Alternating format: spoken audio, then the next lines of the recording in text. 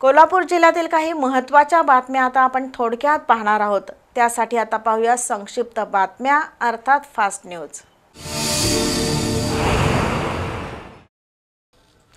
कोरोचीमधील माणिक भंडारे हे मंगळवारी रात्री आपल्या घरासमोर कुटुंबियांसमवेत फटाके उडवत होते।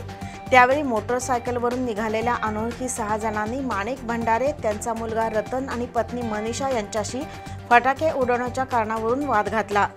त्यातूनच एकानं माणिक यांच्या डोक्यात कोयत्यानं 4 वार केले, तर रतन आणि मनीषा या दोघांनाही शिवीगाळ करत दगड फेकून मारले। या प्रकरणी पोलिसांनी संजय हिटनरी आणि अनिरुद्ध डिंगणे या दोघांना अटक केली असून न्यायालयानं त्यांना 26 ऑक्टोबरपर्यंत पोलीस कोठडी सुनावली आहे। ज्येष्ठ चित्रकार स्वर्गीय डी.व्ही. वडंगनेकर यांच्या मार्गदर्शनाखाली अनेक चित्रकार तयार झाले। डी.व्ही. वडंगनेकर यांच्या 94व्या जयंतीनिमित्त त्यांच्या प्रतिमेचं पूजन करण्यात आलं। नामवंत चित्रकार विजय उपाध्याय यांनी जलरंगातील निसर्ग चित्रांचं प्रात्यक्षिक सादर केलं। रुपेश चौगुले यांनी चित्रकलेविषयी माहिती दिली। यावेळी काही शिल्पकार आणि चित्रकारांचा सत्कार करण्यात आला। महादेव वडंगनेकर, सुनंदा वडंगनेकर यांच्यासह अमोल आरेकर, उमेश कुंभार, महेश सडोलीकर, रमेश वडंगनेकर, राजेश वडंगनेकर यावेळी उपस्थित होते। महाराष्ट्र नवनिर्माण सेनेच्या वतीनं दीपावली पाडव्याचं औचित्य साधून अंबाबाई मंदिर, भवानी मंडप, एसटी स्टँड परिसरातील फिरस्ते, ऊस तोडणी कामगार यांना मिठाईचं वाटप करण्यात आलं। या उपक्रमाचा शुभारंभ अतिरिक्त जिल्हाधिकारी संजय शिंदे, मेन राजाराम हायस्कूलचे प्राचार्य डॉक्टर गजानन खाडे, संजय करजगार, पोलीस निरीक्षक पांडुरंग वरुटे, सुबोध सोळांकुरकर, विजय करजगार यांच्या हस्ते झालं। सुमारे 250 जणांना मिठाई बॉक्स वाटण्यात आले। यावेळी रत्नदीप चोपडे, महेश पाटील, संतोष कुलकर्णी, प्राण दळवी, हेमंत मेहेंदळे, संदीप बकरे यांच्यासह कार्यकर्ते उपस्थित होते। कोल्हापुरातील समिट ॲडव्हेंचर्सच्या वतीनं 17 जणांचा एक चमू एव्हरेस्ट बेस कॅम्पसाठी रवाना झाला।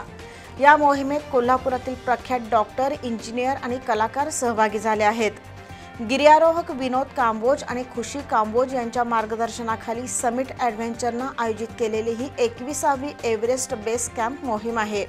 या मोहिमेत 13,000 फूट उंचीवरील थँगबो, 17,500 फूट उंचीवरील एव्हरेस्ट बेस कॅम्प आणि 19,400 फुटावरील काला पठारीत नृत्यांगना संयोगिता पाटील आणि तिच्या शिष्या भरतनाट्यम सादर करणार आहेत। नुकताच हा चमू कोल्हापुरातून नेपाळकडे रवाना झाला। कोल्हापुरातील रॉयल रायडर्स क्लबचे माजी अध्यक्ष जयदीप पवार यांनी रॉयल इनफील्ड या कंपनीची क्लासिक 500 क्रोम या गाडीचे स्केल मॉडेल घेतले आहे। कंपनीने जगातील 1000 लोकांना तर भारतात केवळ 150 लोकांना अशा प्रकारची गाडी दिली आहे। माजी आमदार मालोजीराजे छत्रपती यांच्या हस्ते रॉयल इनफील्ड कंपनीच्या क्लासिक 500 क्रोम या मॉडेलचं अनावरण करण्यात आलं। यावेळी रत्नाकर बांदिवडेकर, समीर चौगुले यांच्यासह रॉयल रायडर्स क्लबचे सदस्य उपस्थित होते।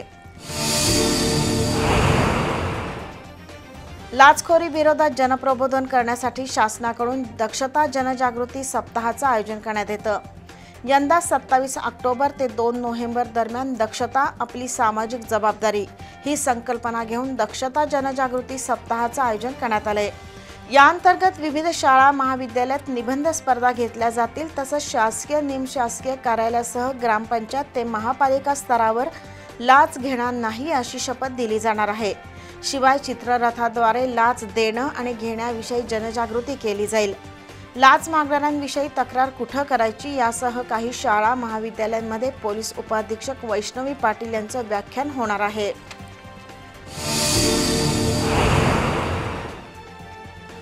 दिवाळीतील लक्ष्मीपूजनाच्या दिवशी जयसिंगपूरमधील सुनील पाथरवट या तरुणाचा खून झाला। जयसिंगपूरच्या गल्ली क्रमांक 13 मध्ये पूर्व वैमनस्यातून सुनीलचा खून झाल्यानंतर पोलिसांनी तपासाची चक्र गतिमान केली।